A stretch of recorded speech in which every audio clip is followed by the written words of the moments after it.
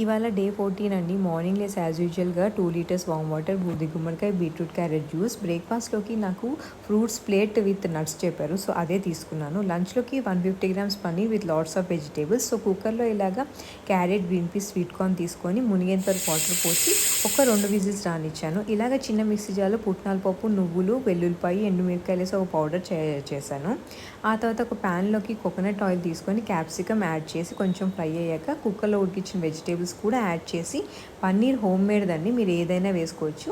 అది కూడా వేసిన తర్వాత మనం చేసుకున్న పొడి యాడ్ చేసి మొత్తం ఫ్రై చేశాను.